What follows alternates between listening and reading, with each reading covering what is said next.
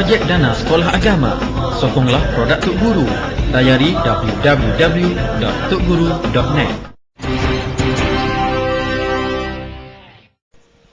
Mungkin satu kebetulan, krisis ekonomi yang melanda negara pada tahun 1998 ada kena mengena dengan Ketua Umum TKR, Datuk Seri Anwar Ibrahim, yang pada masa itu menjadi timbalan Perdana Menteri, dan kini setelah 10 tahun berlalu, negara sekali lagi dikatakan sedang mengalami kesulitan ekonomi akibat kelemahan pentadbiran dikala Anwar kini sedang berada di landasan ke Putrajaya.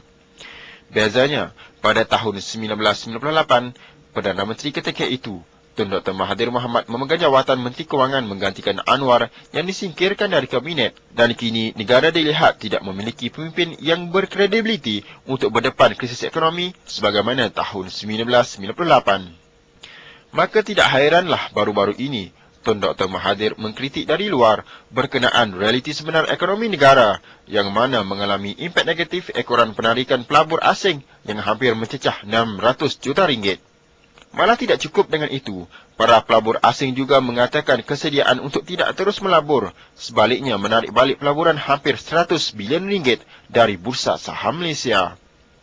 Namun nada berkenaan bertentangan dengan Menteri Kewangan kedua, Tan Sri Nur Muhammad Yaakob, yang mendakwa telah mendapat maklum balas positif dari komuniti pelabur tempatan dan antarabangsa berkenaan pelantikan Najib sebagai Menteri Kewangan. Bagi Ketua Dewan Pemuda PAS Pusat, YB Salahuddin Ayub, kenyataan bercanggah yang dikeluarkan ini membuktikan ekonomi Malaysia sebenarnya dalam keadaan kucak-kacir akibat krisis kepimpinan yang dihadapi BN sejak kebelakangan ini. Saya melihat kegawatan ekonomi ini walaupun ada faktor global yang tidak boleh kita nafikan, tetapi apa yang dikatakan uncertainty, kecelaruan yang berlaku dalam sistem politik negara kita yang telah menyebabkan pelabur hilang keyakinan. Dan dalam tempoh 6 bulan saya merasakan kita akan hilang lebih banyak lagi FDI. Jadi ini tidak akan dapat membantu memperkukuhkan suasana ekonomi dalam negara kita.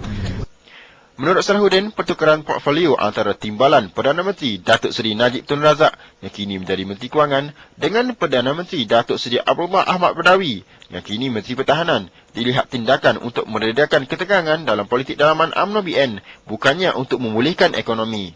Dan walaupun Datuk Seri Najib diberikan peranan sebagai Menteri Kewangan, saya tidak nampak dalam jangka pendek ia dapat membantu pertumbuhan ekonomi dalam negara kita. Kerana kita melihat pertukaran jawatan di antara Pak Lah dan Najib hanya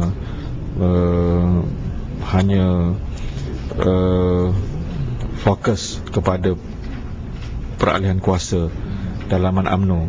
Ia bukan satu pertukaran kementerian yang akan memberikan nafas baru dalam membangunkan ekonomi dalam masa jangka pendek dan juga dalam jangka panjang. Ia hanya dilihat untuk menyelesaikan masalah dalaman UMNO, meyakinkan grup-grup Najib ini supaya tidak terus memberikan tekanan kepada Pak Lah. Jadi saya rasa itu motifnya. Sedangkan rakyat mahu satu perubahan, a total change dalam negara kita, dan semua pihak mahu bercakap sekarang ini. Sehingga Tun Mahathir pun terpaksa balik kepada UMNO. Jadi ini ia tidak menampakkan suatu penyelesaian dalam senario politik negara kita. Rakyat melihat UMNO semakin bercelaru dan bila kita menanti perubahan dalam masa terdekat secara aman, dan kita mengharapkan secara yang paling baik, dan semuanya lah untuk kebaikan negara dan rakyat keseluruhannya.